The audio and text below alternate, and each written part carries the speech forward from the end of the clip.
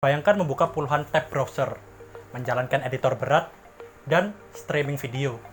Sekaligus, tiba-tiba komputer kalian, laptop kalian, handphone kalian berhenti bekerja, not responding.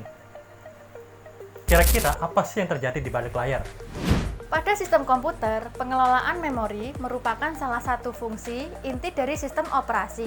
Tanpa manajemen memori yang baik, efisiensi dan stabilitas sistem akan terganggu.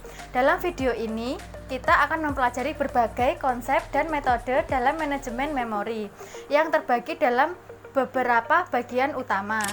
Kita mulai dari konsep yang paling dasar, yaitu monoprogramming. Pada sistem ini, hanya satu program atau proses yang dijalankan pada satu waktu, yang artinya seluruh sumber daya termasuk memori utama hanya digunakan oleh satu proses yang sedang aktif. Dalam implementasinya, seluruh area memori yang tidak digunakan oleh sistem operasi dan device driver akan dialokasikan untuk proses pengguna. Konfigurasi penyimpanan dapat bervariasi, seperti sistem operasi yang berada di ROM, sementara aplikasi berada di RAM, atau keduanya berbagi di RAM. Karena proses menguasai seluruh sistem, proteksi terhadap memori tetap diperlukan. Sistem menggunakan register relokasi dan limit register.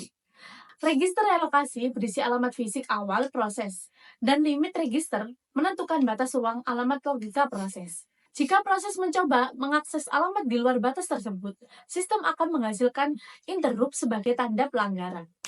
Setelah monoprogramming, kita beralih ke multiprogramming. Multiprogramming memungkinkan sebuah sistem operasi untuk menjalankan program tugas dalam satu waktu secara bersamaan. Kalian, mahasiswa sistem operasi, pasti pernah kan mempelajari tentang penjadwalan proses, algoritmanya itu. Nah, monoprogramming adalah non-preemptive, sedangkan multiprogramming itu preemptive. Dalam multiprogramming, proses dapat dimulai seluruhnya atau sebagian, bisa berurutan ataupun tidak. Kalau berurutan itu namanya contiguous, sedangkan tidak berurutan itu namanya non-contiguous.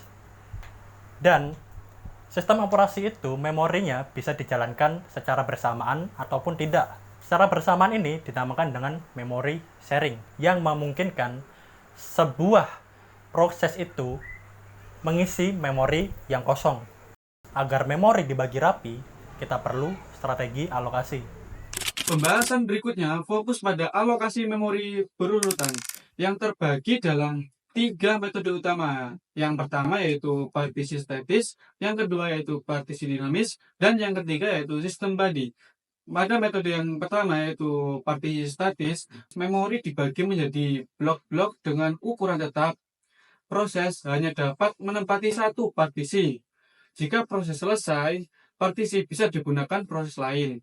Partisi bisa berukuran sama atau berbeda. Namun, metode ini memiliki kelemahan seperti fragmentasi internal, yakni sisa ruang yang tidak terpakai jika proses lebih kecil dari ukuran partisi. Strategi alokasinya juga dapat dibedakan.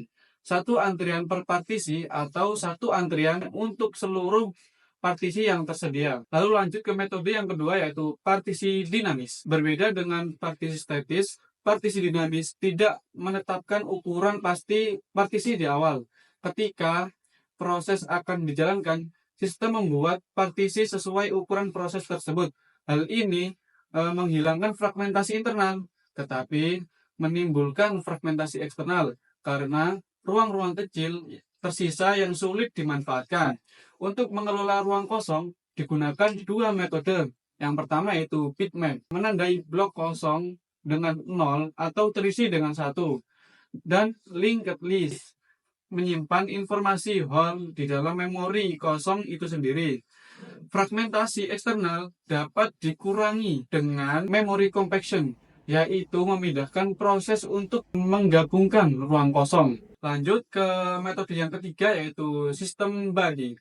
Sistem body merupakan bentuk pemartisian dinamis yang menggunakan ukuran partisi berbasis 2 pangkat, seperti 2 kilobyte, 4 kilobyte, 8 kilobyte, dan seterusnya.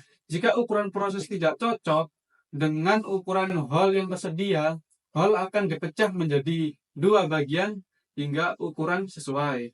Meski sederhana, contiguous allocation punya batas. Mari kita lihat solusi non-contiguous. Setelah metode alokasi berurutan, kini kita bahas metode alokasi tak berurutan yang mencakup paging dan segmentation. Kedua metode ini lebih fleksibel dalam penggunaan ruang memori. Yang pertama, paging. Dalam paging, alamat logika proses dibagi menjadi blok-blok kecil yang disebut page. Sedangkan memori fisik dibagi menjadi blok berukuran sama yang disebut frame. Ketika proses dimuat, page akan dimasukkan ke frame yang kosong tanpa perlu bersebelahan. Keuntungan dari paging ini adalah menghilangkan fragmentasi eksternal, namun fragmentasi internal tetap bisa terjadi di frame yang tidak terisi penuh. Proteksi dilakukan dengan menambahkan bit valid atau invalid di setiap entry page table untuk mencegah akses ilegal. Paging juga memungkinkan memory sharing, yaitu penggunaan frame yang sama oleh beberapa proses jika bagian kode atau data yang digunakan identik. Kemudian yang kedua, segmentation. Segmentation membagi image proses berdasarkan fungsinya, seperti segmen kode, stack, data, dan lain-lain. Setiap segmen dialokasikan secara dinamis ke blok memori utama sesuai ukurannya.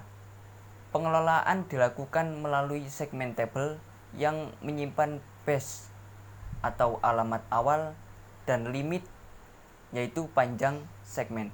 Jika proses mengakses alamat yang melebihi limit, sistem akan memicu trap atau error. Seperti paging, segmentation juga memungkinkan sharing antar proses dengan mencatat lokasi segmen yang sama di tabel masing-masing proses. Setelah memahami cara penyusunan memori, kita perlu memilih algoritma yang tepat. Setelah memahami berbagai metode alokasi, kita juga perlu mengetahui strategi atau algoritma dalam memilih lokasi memori kosong atau hole untuk proses. Yang pertama, first fit, memory hole dari awal memori dan memilih yang pertama cukup besar. Yang kedua, base fit, memilih hole terkecil yang mencukupi mengurangi sisa ruang tapi bisa lebih lambat. Yang ketiga, next fit, seperti first fit tapi pencarian dimulai dari posisi terakhir. Yang keempat, yang terakhir, worst fit, memilih hole terbesar agar sisa ruang bisa dimanfaatkan proses lain.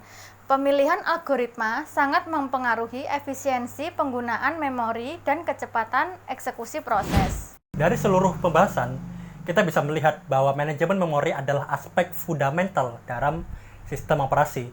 Setidaknya ada 5 aspek fundamental itu. Yang pertama, monoprogramming. Sederhana, namun terbatas. Cuma satu saja dalam satu waktu. Multiprogramming, membawa fleksibilitas multitasking. Yang ketiga, alokasi berurutan, meliputi partisi statis, partisi dinamis, dan sistem body. Ketiga ini memiliki tantangannya masing-masing. Alokasi tak berurutan itu bisa paging dan segmentation yang memberikan efisiensi serta fleksibilitas yang tinggi. Dan terakhir, strategi pemilihan hole yang sangat berpengaruh pada sistem operasi, terutama performanya. Memahami semua teknik ini memberikan wawasan lebih dalam tentang bagaimana sistem operasi itu bekerja, khususnya pada manajemen memori. Jadi, seperti itulah bagaimana manajemen memori bekerja dalam sistem operasi. Jika kalian bertanya-tanya, kenapa laptop kalian, tablet kalian, handphone kalian itu not responding, berhenti bekerja ketika kalian membuka banyak sekali tab browser aplikasi, itu karena manajemen memori itu kewalahan untuk memanage tugas-tugas yang ada.